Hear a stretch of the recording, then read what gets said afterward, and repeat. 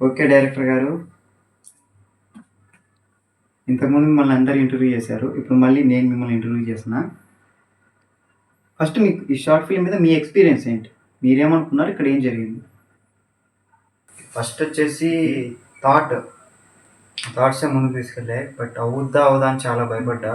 నేనే అనుకున్నా ఇది మనం చేయగలమా చేయలేమా అని చెప్పేసి. బట్ మ్యాచ్ చేయగలిగా. 80% మ్యాచ్ చేయగలిగా. నేను అనుకున్న విజువల్స్ని, నేను అనుకున్న డైలాగ్స్, నేను అనుకున్న యాక్టర్ని బాగా వచ్చింది. ఓకే, ఇందులో కామెడీ సీన్స్ ఉన్నాయి. అయ్యో,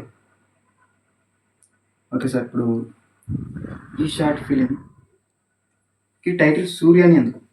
అంటే మీ నేమ్ శ్రీనాథ్ కదా, శ్రీనాథ్ గారి షార్ట్ ఫిలిము లేకపోతే షార్ట్ ఫిలిం పెట్టచ్చు, సూర్య గారి షార్ట్ ఫిలిం టైటిల్ ఎందుకు? ఓకే, ఇందులో ఒక 4 క్యారెక్టర్స్ షార్ట్ ఫిలిం తీయాలని, ఈ షార్ట్ ఫిలిం స్టోరీలో 4 క్యారెక్టర్స్ షార్ట్ ఫిలిం తీయాలని చెప్పి సార్ దగ్గరికి వెళ్ళి ప్రతిసారి ట్రై చేస్తూ ఉంటారు. అందులో నాది రైటర్ క్యారెక్టర్ శ్రీనాథ్ అని స్పెసిఫిక్గా చేయలేం. బట్ సూర్య ఎందుకు తీసుకున్నా అంటే నెవర్ గివ్ అప్. ఒకసారి ఫాల్ అయినా సరే నెక్స్ట్ డే కల్లా రైజ్ అవుతాడు. 3 years నుంచి వీళ్ళు ఎప్పుడు గివ్ అప్ ఇవ్వకుండా వెళ్తున్నారు. సో ప్యారల్గా సింక్ అవుతుంది, ప్యారల్గా యూనిక్గా ఉంటుంది. అందుకని సూర్య. ఇందులో యాక్ట్ చేసిన వాళ్ళంతా అడిగారు నన్ను, బాగా ఇరిటేట్ చేశారంట ఒక్కొక్కరిని. చాలా ఫుల్ ఫ్రస్ట్రేషన్, మనం కొట్టేద్దాం అనుకున్నారంట చాలాసార్లు. నిజమేనది. అంటే సండే ఎర్లీ మార్నింగ్ 6:30, 7:30 కాలేజ్ బస్కి వెళ్ళేవాడిని షార్ట్ ఫిల్మ్ కోసం. తప్పులేదు, వాళ్ళు అలా అనుకోవడంలో తప్పే లేదు.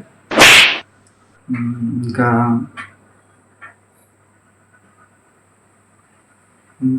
ఓకే, ఈ షార్ట్ ఫిల్మ్ గురించి మీరేమని చెప్పేయండి. ఇంకా నేను అడిగేది ఏంటంటే మీరేమని చెప్పాలనుకుంటే మీరు చెప్పండి, మిమ్మల్ని ఇంకా అడగలేమండి.